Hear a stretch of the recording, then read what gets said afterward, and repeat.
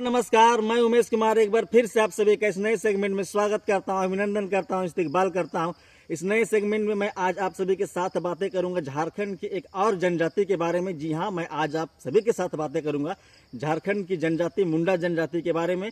मैं बता दूं कि मुंडा जनजाति झारखंड की तीसरी सबसे बड़ी जनजाति है। आबादी के दृष्टिकोण से देखें, सबसे बड़ी जनजाति आबादी के दृष्टिकोण से संथाल, उसके बाद उरांव, उसके बाद मुंडा जनजाति। मैं 2011 की हुई जनगणना के अनुसार इनकी जनसंख्या की बात करूं तो इनकी जनसंख्या झारखंड में 12,29,221 है। और अगर प्रतिशत में बात करूं तो झारखंड में जितनी भी जनजाति पाई जाती है उसका 14.22% आबादी मुंडा जनजाति की पाई जाती है। इनके संकेंद्रण की बात करूं तो ये रांची, गुमला, खूंटी, लोहरदगा जिले में बहुतायत में पाए जाते हैं और ये मुंडारी भाषा बोलते हैं। मुंडारी भाषा का विकास मैं बता दूं कि प्रोटो ऑस्ट्रेटिक भाषा से हुई है। ये खुद को कोड़ोख बोलते हैं। कोड़ोख मतलब होता है कि इंसान। और इनके मैं बता दूं कि मुंडा जनजाति में 3 बहुत ही प्रचलित प्रथा है, बहुत ही प्रचलित शब्दावली है, जिसे सरना, ससन और अखड़ा कहते हैं। सरना कहने का मतलब एक ऐसा उपवन जहां मुंडा लोग या मुंडा जनजाति के लोग मानते हैं कि वहां इनके देवताओं का वास होता है, वे उसे पूजते हैं। और ससन कहने का मतलब ये इनका एक शमशान घाट होता है। और ससन में व्यवस्था होती है कि ये अपने मृत आत्माओं को, पार्थिव शरीर को, मृत शरीर को ये या तो जलाते हैं या तो दफन भी करते हैं। बहुत कुछ केसेज में जब व्यक्ति प्रतिष्ठित होते हैं, वृद्ध होते हैं, तो उन्हें जलाया जाता है। और ससनगिरी भी इसमें एक प्रथा है। ससनदिरी में एक प्रथा यह है कि अगर व्यक्ति की मृत्यु होती है, जिन्हें दफनाया जाता है, तो उनके ऊपर एक शिला रख दी जाती है, पत्थर रख दी जाती है स्मृति में, उसे ससनदिरी कहते हैं।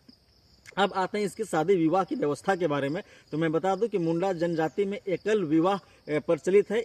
एक ही विवाह करने का विधान है, लेकिन विशेष परिस्थितियों में बहुर विवाह या एक से ज्यादा विवाह करने की भी प्रथा है। और इसमें होता है क्या है कि एक ही कुल के या स्वजातीय लोगों के बीच विवाह, निषिद्ध विवाह नहीं किया जाता है। अगर इसे किया जाता है तो यह एक दंडनीय अपराध है। और इसमें भी वधु मूल्य की प्रथा है, जिसे हम गोनोंग कहते हैं। अब त्यौहार के बारे में बात करें तो इसमें सरहुल के बाद आपका कर्मा इत्यादि इनका प्रमुख त्यौहार है।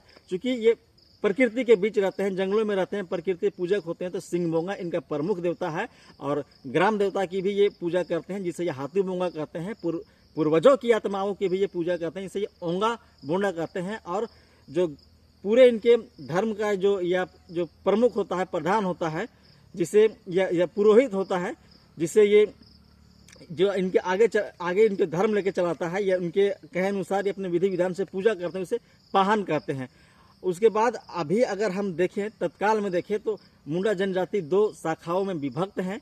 पहली शाखा महली है और दूसरी कोम्पा है। महली का संकेंद्रण या महली तमाड़ में ज़्यादा पाए जाते हैं, इसलिए तमाड़ियन कहते हैं। और कोम्पा का अगर हम बात करें तो कोम्पा पश्चिमी सिंहभूम यानी कोलाहन के क्षेत्र में पाए जाते हैं। ये तमाम जानकारी थी मुंडा लोगों के बारे में। और एक इसमें बहुत ही इंपॉर्टेंट चीज़ है कि मुंडा का जो अंतिम शासक थे या अंतिम राजा हुए, जिसे मदरा मुंडा कहते हैं, कि मदरा मुंडा ने नाग वंश शासन की स्थापना कही या कह सकते हैं दूसरे शब्दों में, नागवंश के जो प्रथम शासक हुए फन्नी मुकुट राय को इन्होंने ही नियुक्त किया था। और मुंडा जनजाति में बता दूं कि ऐसा माना जाता है कि राजतंत्र की स्थापना मुंडा जनजाति के लोगों के द्वारा ही की गई। और मुंडा कहने का मतलब ये अपने आप को, या ऐसा माना जाता है कि ये प्रतिष्ठित लोग थे, प्रतिष्ठित लोग के साथ ये धनाढ़ भी थे और ये एलिट क्लास के लोग थे।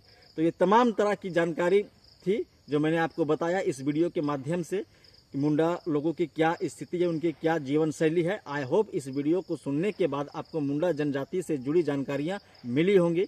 आप सभी ने वीडियो को सुना, आप सभी को धन्यवाद। जोहार।